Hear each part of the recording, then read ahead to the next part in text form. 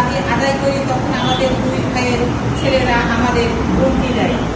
বিশেষভাবে আমার ভাইপো শওকত, তিনি বর্তমানে একজন জুডিশিয়াল ম্যাজিস্ট্রেট কোর্টের কর্মরত। তিনি আমাদের স্পষ্টভাবে হুমকি দেন যে জমি দেব না, প্রয়োজনে লাশ ফেলে দেব। আমরা বাধ্য হয়ে বিজ্ঞ জেলা ও দায়রা জজের কোর্টে যত মামলা করি, কিন্তু সেখানেও সকল তার প্রভাব খাটিয়ে মামলা নথি দায়ের করে ফেলে। পরবর্তী যুদ্ধ কমিশনার ও বিচারকগণ হস্তক্ষেপে নথি উদ্ধার করে।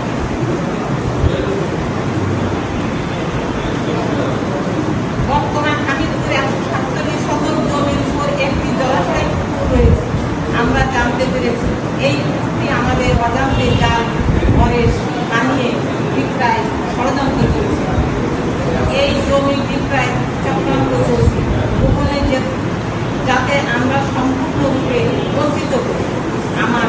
আমাদের দাবি ও অনুরোধ, আমাদের পৈতৃক সম্পত্তি যথাযথভাবে সকল অরেশদের মাঝে বন্টন নিশ্চিত করতে হবে।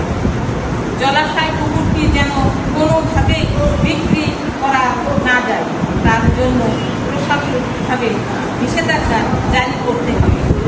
শওকত ও তার সহযোগীদের বিরুদ্ধে তদন্তপূর্বক আইন অনুযায়ী ব্যবস্থা গ্রহণ করতে হবে। আমাদের মামলা দ্রুত নিষ্পত্তির জন্য প্রশাসনিক সহায়তা প্রদান করতে হবে। গরিব অসহায় মেয়েদের সম্পত্তি অধিকার রক্ষা ও ন্যায় বিচারে নিশ্চিত করতে হবে। সবশেষে আপনাদের সকলের অনুমতি ও সহযোগিতায় কামনা করছি।